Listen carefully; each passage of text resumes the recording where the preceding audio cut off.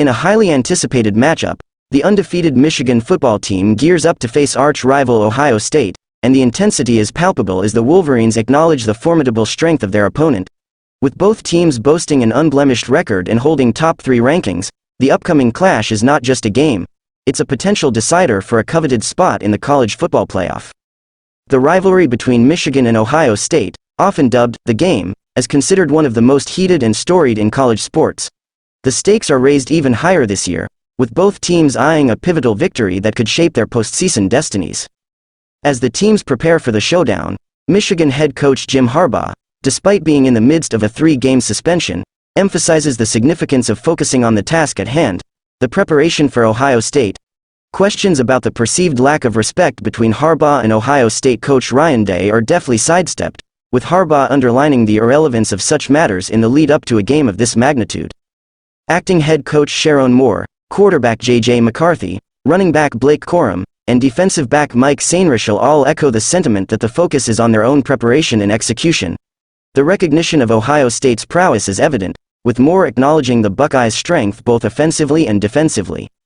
The players express their anticipation and excitement, particularly for those like Corum, who, after being hindered by injuries in previous matchups, is eager to make his mark on the storied rivalry.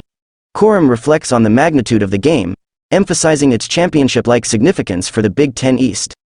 The press conference draws attention to the heightened media interest, with McCarthy playfully noting the added platform for the cameras. The sentiment across the board is clear. This is not just a game, it's an opportunity to etch their names in the history of the Michigan-Ohio State rivalry.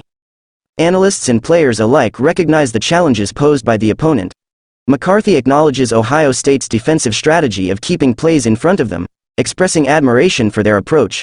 The offensive and defensive matchups are dissected, highlighting the talent and capabilities of key players on both sides.